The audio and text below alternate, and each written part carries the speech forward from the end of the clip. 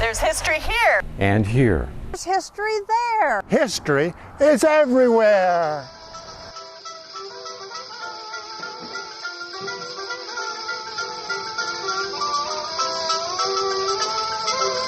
My name is Joe Peterson. I've taught American history for over 40 years at several different levels, including at SOU as an adjunct instructor. And I'm saying, or giving you this background because I picked a kind of an odd topic, and that is the 1918 flu pandemic that affected this area in Southern Oregon as well as the world. And I have up a slide here that shows just what extremes people would go to during that time. They're kind of humorous ones. Here's a fellow smoking, even though he is covering himself to protect himself from the flu. Baseball teams with masks on them. But this is the 1918 flu pandemic in Medford and Ashland. There's actually three reasons that I wanted to cover this topic. One of those is that it's happened exactly 100 years ago and it seemed timely. The second thing is that I have to confess that as a history instructor, I've always treated the 1918 flu as a footnote to history, a footnote to World War I, when in fact it's killed far more people than World War I did in battle.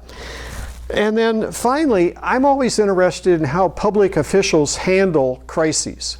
And this is an example. I can give you some examples in Medford and Ashland, little towns, and how they dealt with this particular event. So my question is, in times of crisis, what should public officials do? Now, everybody knows about the Black Death. You're taught that in school.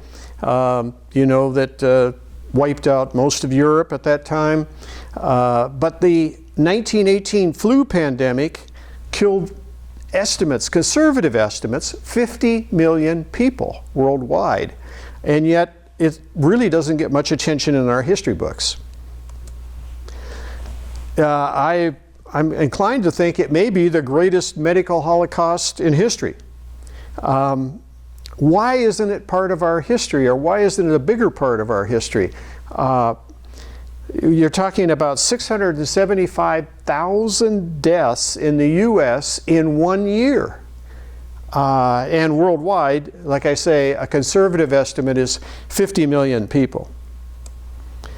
Now, is it the biggest disaster of the 20th century? It could be, but again, it's not presented that way in our history classes. The number of Americans killed in World War I is 117,000. And the bloodiest battle for Americans in World War I killed 26,000 men. Now, that's not to belittle those numbers, but the reality is the flu killed far more. As you can see, Portland lost 2,000 people during this time. Meyer and Frank, which was a major department store at that time in Portland, told people to stay home and phone in your order. Kind of an early Amazon effort. The average flu deaths, I've found, in a normal year is somewhere between 12,000 and 56,000, which is a lot, but nothing comparable to a pandemic. In 2017, though, just a previous year from now, flu deaths equaled, they think, about 80,000 in the U.S. So that was a major year. Drug epidemics take as many as 45,000 deaths. The Asian flu, which some of us remember, killed 2 million worldwide. The Hong Kong flu, again, some of us remember, killed 3 to 4 million.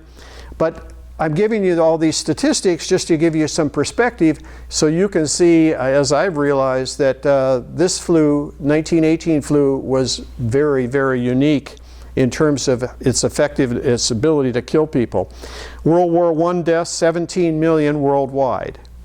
World War II deaths, 60 million worldwide. And yet we're talking about numbers greater than those. So, this is the way I used to teach American history when we got to this era. I did not teach it as the biggest disaster of the 20th century. Unfortunately, I'm doing penance here. I taught World War I. I taught the Roaring '20s. This is pretty traditional textbook kind of approach. I taught the Depression and the New Deal. I taught World War II, the Cold War, and of course the rise and fall of communism. And that was a typical 20th century kind of way of teaching American history. And until the late 1990s, the flu has just been a footnote to World War I. And that's, I have to admit, that's the way I taught it. It has some interesting results. The survivors of the flu, just some of the more famous folks, Walt Disney, both President Wilson and Franklin Roosevelt, eventually president, George O'Keeffe, General Pershing, actresses, even Kaiser Wilhelm survived the flu. Gandhi survived the flu. So it shows you the extent of this event. On the other extreme are the less fortunate, including the current President of the United States' grandfather, Frederick Trump, who died of the flu at the age of 47. The Hearst, Phoebe Hearst is the mother of William Randolph and that crowd. Max Weber as the famous sociologist many people know about. And John F. Dodge is one of the two brothers who founded the Dodge Motor Company. And again, with the exception of Hearst, if you look at the ages, they are in their 40s and 50s in this case. Now, here's the odd part about this flu. It killed people between 21 and 40, which theoretically would be the healthiest people that you would run into. In the past, the flu had killed people, but it was usually older people, babies, younger people, but not people in their prime. And so this is a major change. This particular flu killed the healthiest. And there's a number of theories about why, without anybody being really conclusive about it. But the symptoms are there before you. The deaths occurred in many cases within a day, as opposed to a lingering death. Many people actually died of pneumonia. And so therefore they would be listed as pneumonia deaths rather than flu-caused deaths, and that reduced the number that people realized was going on too. So the flu was a terrible thing because of the healthcare workers who caught the flu as well. And so they didn't have enough people in the hospitals to deal with all the patients. There were some cures, there always are. This is the era of patent medicine, you know. And so there were, if you ate onions, more onions, you might be cured. These are actual ads I've taken from the newspapers. If you drank the malted milk, you might avoid the flu. Dr. Swedenborg from Ashland thought that whiskey was a restorative cure, and he was even arrested importing liquor from California to the hospital, but he had to finally explain that this was for this purpose. So there are all kinds of ideas, but pretty naive ones. Now, it gets its name called the Spanish flu, and if you look in the textbooks, invariably they refer to the Spanish flu, and the assumption would be it must have come from Spain. But the problem with that is that it's actually not correct. We think, in fact, it did not come from Spain. The reason it's called the Spanish flu is because almost everybody in the government of Spain got the flu. All this was reported. Spain was neutral during the war, and so they had no press restrictions. Meanwhile, everybody else had press restrictions.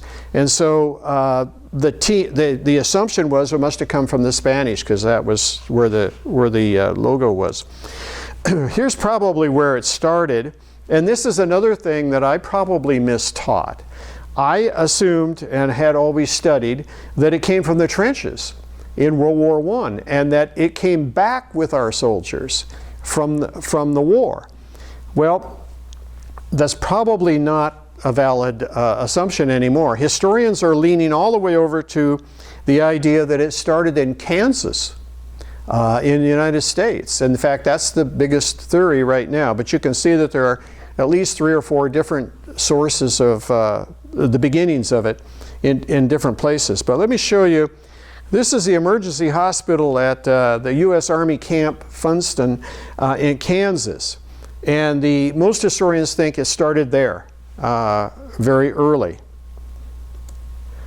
Now, here's one of the problems when you're fighting a war, and that is that you don't want to weaken the war effort. And so President Wilson signed the Sedition Acts, and they were a kind of a censor. And so any person who might try to undermine the war effort wanted them to be censored, including public health officials. So as a result, the extent of the disease was really not, or the epidemic was really not reported because of these concerns and these restrictions. In fact, if you look at the newspapers from that time and the advice that they give, they're almost humorous, if not tragic. For example, there's no cause for panic or alarm, reassuring people that everything's going to be okay. If ordinary precautions are observed, there's no cause for alarm. And finally, don't worry and keep your feet warm. Simplistic, but nevertheless an attempt to reassure people rather than actually give them the true story. Now, Oregon's deaths totaled almost 4,000. But look at New York City, 20,000 people died in New York City. Philadelphia, 12,000 people died. And in October of 1918, the deadliest month in U.S. history, and if you think about that, that sounds like hyperbole, but the deadliest month, 31 days in the month, 195 Americans died in that month. So I don't think it is hyperbole. Now, the Red Cross was put to work everywhere, and the Red Cross was very strong in Medford at that time, and had a chapter in Ashland as well. And so besides making masks, gauze masks for the face, they also made pneumonia jackets out of flannel. Excuse me. And they worked 7 days a week to keep up this routine. The pneumonia jackets were an attempt to keep people warm because they went into chills and so forth. Excuse me.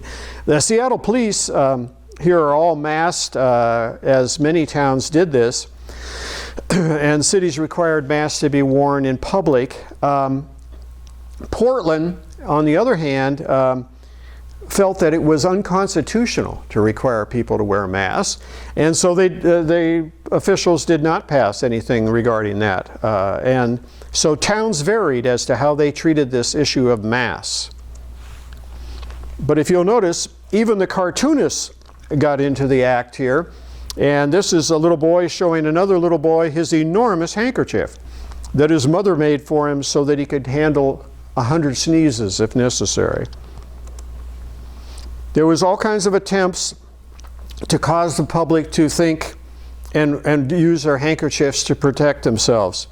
As this slide shows, colds, influenza, pneumonia, and tuberculosis are spread by people sneezing. So there was a conscious effort to try and discourage. Now, if we localize this a little bit and bring it to Medford, which is my interest, is how do the localities deal with this? Medford Sacred Heart Hospital had the first Medford death recorded in October of 23rd of 1918.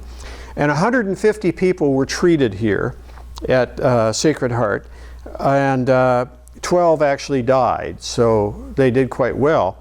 There were some kind of humorous side points, if there's such a thing, for these tragedies. And that is that the number of baptisms and conversions apparently increased dramatically in this hospital as a result of people worrying about their loved ones and what was going to happen, because clearly it was an epidemic.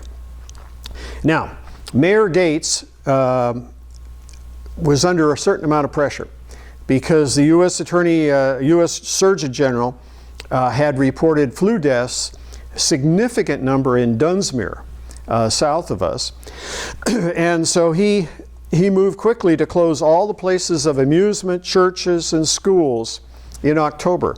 And of course, the first Medford death was a little later in that month. But he was very proactive and very quick to respond to the situation. He was, some of his examples where and some are controversial.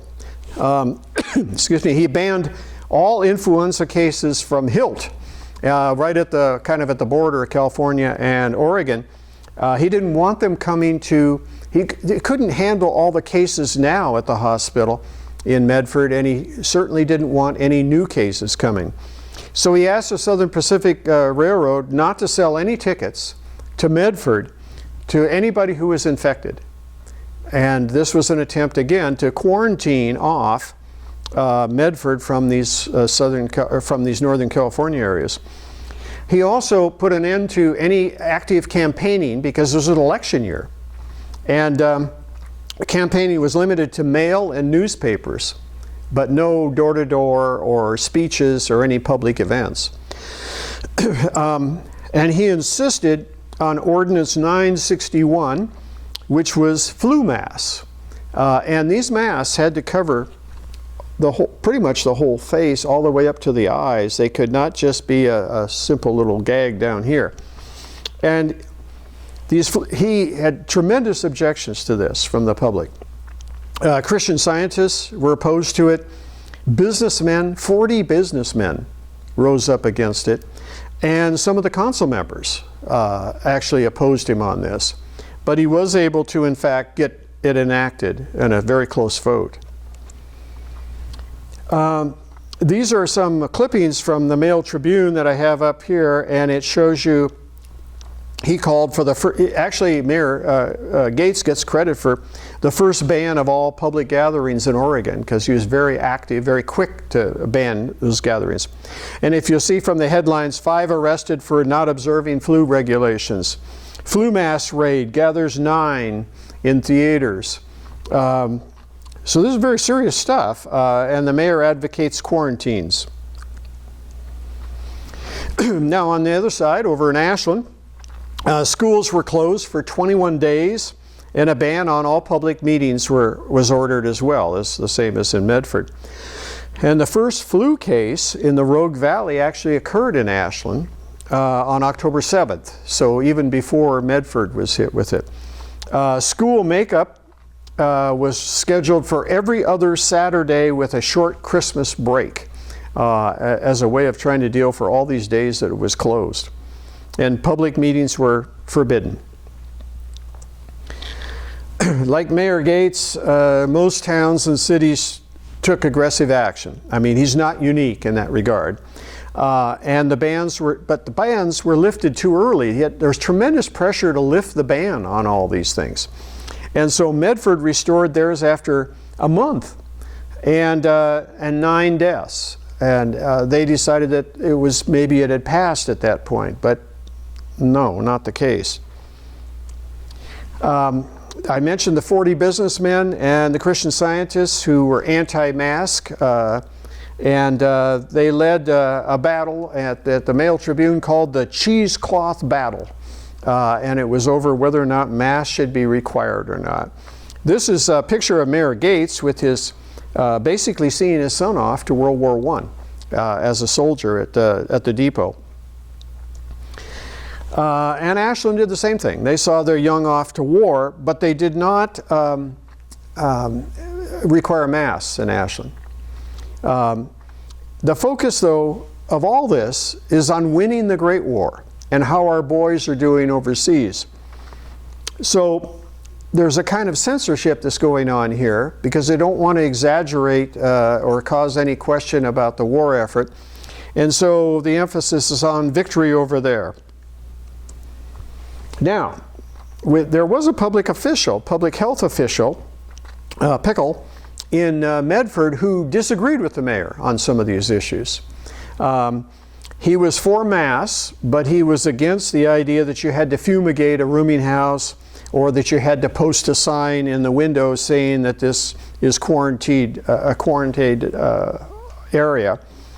Eventually, he even lifted the mask requirement. So he's at odds with the mayor on some of these issues. And at first they didn't have any masks. They didn't have anything suitable until the Red Cross was able to crank these out. And so they used scarves and handkerchiefs, and one guy used a bridal veil. One man actually put a mask on his horse in Medford. Now, no one's quite sure if that was to protect the horse or if that was his way of protesting the whole idea of masks in the town. So here's the Red Cross busy at work. They made these gauze masks. The police, meanwhile, were ordered by the mayor to raid theaters or any place where they weren't wearing their masks, as they should. There was another possibility. You could go to Woolworths in Medford and buy one for 15 cents. So there was an attempt to inform the public, but they had to pay attention to these masks, because there actually is a fine, I'll point out in just a bit. You were also supposed to, on quarantine houses, you were supposed to in apartments and rooming houses, because there were a lot of those in those days, fumigate, and the Medford City Mayor and health officials opposed each other on that issue as to how extreme it should be. But we're looking at a sign here that shows all persons should be warned they shouldn't be in this building. Now, the mask ordinance was very strict, and it said masks must cover the nose and the mouth and must be worn in hotel lobbies. So several arrests were made because people simply didn't want to wear the things. And then there was a tremendous push to get back to normal, especially from the sports teams. The University of Oregon team wanted to get on with their game against Oregon State in those days. And so they pushed to return to normal schedules. And there were signs that said the epidemic is now waning, you know, things are better. You can start playing again. But there were some business owners in Medford who definitely engaged in civil disobedience, and that one of them was led by John Mann, who had a Mann's department store downtown, which catered particularly to women. He refused to wear a flu mask, and he was fined for it, $5. Well, in 1918, $5 is a significant amount of money. And I always try to give a perspective, so I usually go to something like Google and try to find a comparative inflation rate. And so what they came up with is in 2018, that would be $96 fine. So that gives you some perspective as to how much more serious these fines were than $5 doesn't sound like much today. The leader of the opposition is James Madison Keene, who was a doctor in town and also a council member. And he said that those who required the mass and those who voted for the mass were a Bolshevik body. And of course, you have to remember that the Bolsheviks are very much feared because of the communist takeover during this time frame. He later insisted that all mask money must go to the Red Cross. And actually the amount of money that was collected was turned over to the Red Cross as he suggested. Now, here they are walking down the street in Medford in open defiance of the mask law. And they are prominent people. Dr. Keene, E.V. Carter, and Gus Newberry, all prominent business people in Medford, in Southern Oregon for that matter. And at the next council meeting, Newberry spoke on behalf of 40 Medford anti-mask people. And there's some irony in this, in that everyone who attended the meeting was wearing a mask, even though the purpose of it was opposition. Now, in San Francisco, a man was actually shot for not wearing a mask by a health official, and it was taken very seriously. There's a big dispute over whether or not it works, whether or not a mask in fact can stop the flu bug. Most doctors don't think so, or at least the ones I've talked to, but they do think that if you put a mask on someone who already has the flu bug, that might be helpful to keep it from spreading. So there's, you know, I guess you'd say the agreement is out on that one. Here's Ashland's church, Methodist church, and the funeral. A funeral was being held, and it had to be outside on the grass. And the reason is because there was a ban on all public meetings, and pregnant women weren't even allowed to attend a service. And mass were not required, as I mentioned earlier, in Ashland, but nevertheless, public gatherings, no, and nothing enclosed like it would have been if the service had been in the church. This is Ashland's original hospital, and this is where 3 people in one family died in this hospital. This is the old Granite Street Hospital. And I went out to find the graves of these 3 people because I was interested in that. And they were actually people who were traveling through Ashland in an automobile and on their way to relatives. And the father, but they felt very ill, so they came to Ashland. They put in the hospital. The father died. The little boy died shortly thereafter, and then the mother died just within a week. And so that's the 3 deaths immediately in Ashland. Now, this is another fellow that I looked up, and sure enough, a young man, I think he's all of 21, it looks like, something like that. And he was normal. He was a typical death because most of the people killed were between the ages by the disease were between 20 and 40. And that's not normal for flu. Like I say, it usually takes the young and the old, but not people in the prime of life. And this fellow is listed on in the Ashland Cemetery as having died from the flu. Now, the Ashland flu deaths were actually only 10. It doesn't sound like very many, but the population is only about 4,000 people at this time, and many, many people got the flu. It's just a matter of how many actually die. But the mayor of Ashland had an answer as to why, in fact, Ashland deaths were so low. And his answer was, our pure mountain water, fine climate, and the fact that 99% of our people are right living Americans, not given to the use of intoxicating liquors or impure lives. So I don't, sounds a little exaggerated, but we don't know. Maybe that's true. Ashland for a long, long time was prohibiting alcoholic beverages, and so the temperance movement was very strong in Ashland. Now, there's current historical studies indicate the flu was probably helped end the war. Now that's a really interesting new concept, and what it's about is that the German army caught the flu as well as the American army as well as everyone that was involved, and there is some speculation that that it hit the German population greater than it did others than the Allies, and as a result it may have caused a peaceful settlement sooner.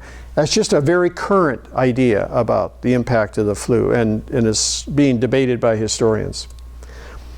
Now there's a constant effort to find some kind of vaccination, a vaccine that would be successful. They didn't have one in 1918.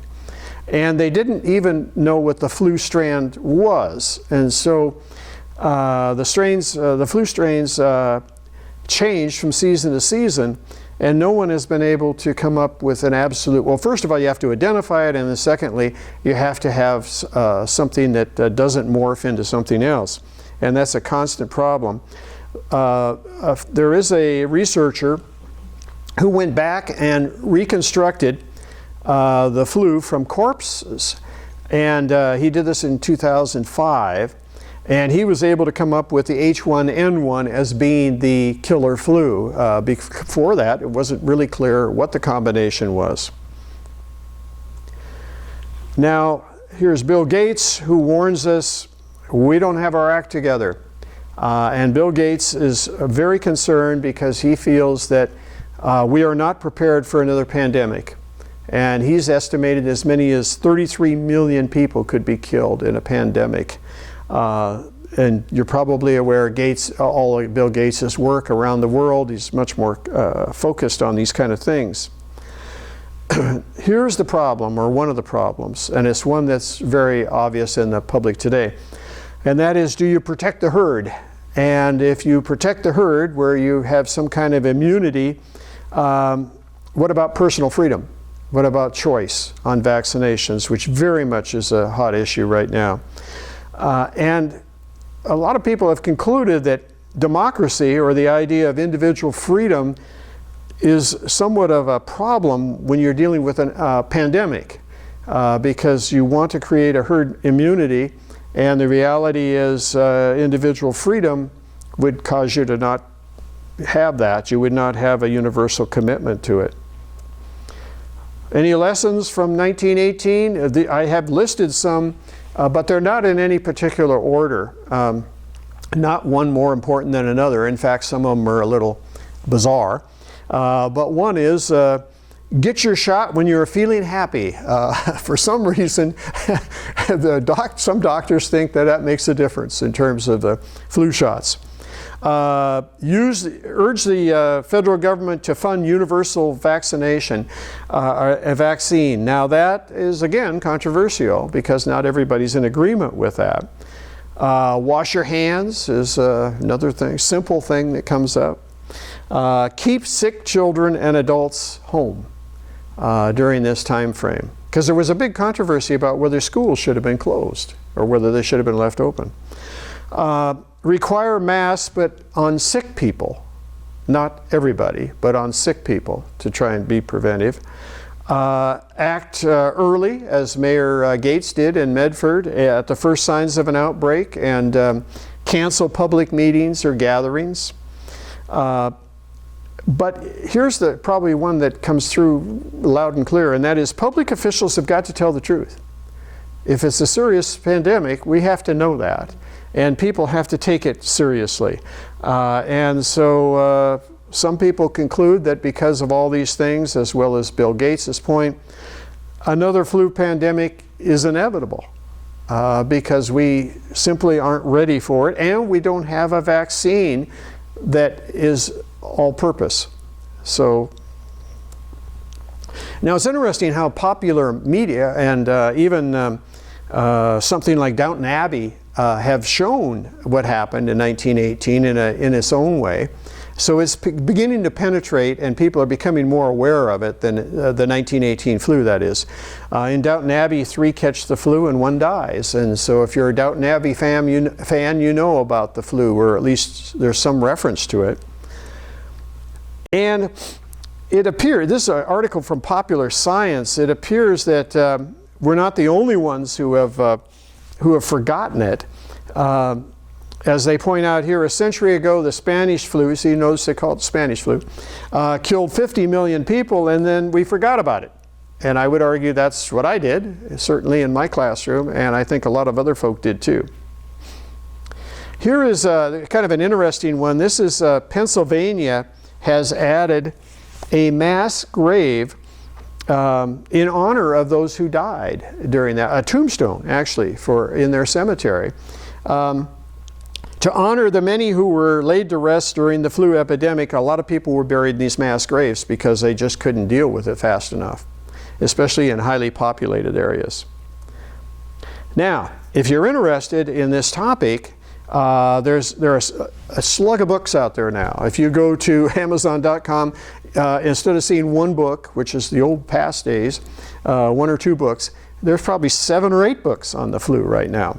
The one on the left here, Pale Rider, is probably the most current.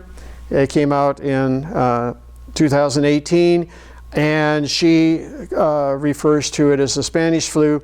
and how it changed the world. And hers is, like I say, the most current. But these others are good too.